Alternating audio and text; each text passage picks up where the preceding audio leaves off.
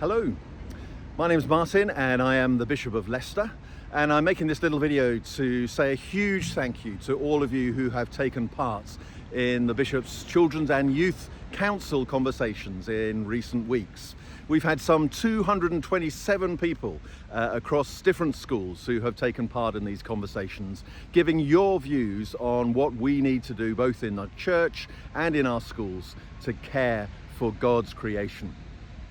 Now, I'm stood here today outside the Houses of Parliament in London. I am a member of the House of Lords, so I have the privilege of being able to speak in this place and to influence the government in what they do.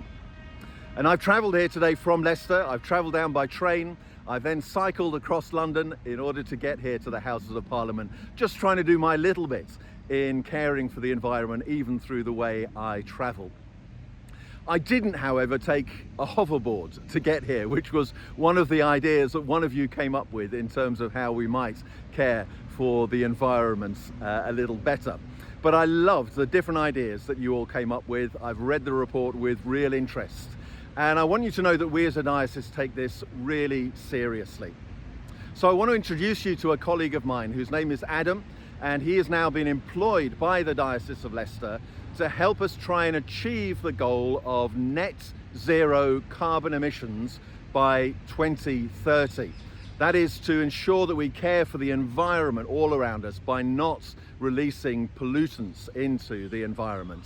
So Adam has a really important job, and he's going to tell you a little bit about what he's doing. Hi, my name's Adam, and it's my job to work with everyone across the Diocese of Leicester so that we can get to net zero carbon together, fairly, and as fast as possible. So I've been asked to answer two questions following on from the amazing work that the Bishop's Children and Youth Council has done on climate change, which I'm going to try and answer. The first is about what we can do to move away from fossil fuels in our churches and schools, and how we can fund things like solar panels. So, if your church is involved in things like eco-church, eco-schools, or Let's Go Zero in schools, then it's definitely doing something right, and it's definitely talking to the right people. And the big question those people are asking as well is, where's the money coming from? Because solar panels and heat pumps and all these new technologies do cost money. But it's not all about how we generate energy through things like solar panels. We also need to think about how we can reduce the demand for energy. Can you insulate your buildings better? Can you use energy in your buildings only when you absolutely need to? And thinking about these things helps us save us money as well as cuts carbon. And whilst we're doing all this, we can look out for those bigger amounts of money from the government and from the Church of England and elsewhere for things like solar panels. So I hope that helps. So I've also been asked what we can do to help our churches and schools work together to plant more trees. And trees are brilliant because as well as sucking up carbon, they can help prevent flooding, they can create habitats for all sorts of wildlife, they help us feel much better. And planting trees is great fun.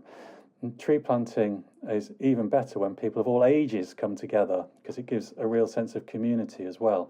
And it's actually National Tree Week in November, so you might want to look online because there'll be some great ideas for activities taking place this year. And maybe search for tiny forests, which are little forests the size of tennis courts that fit neatly into lots of school grounds. So you can be creative and you can have fun.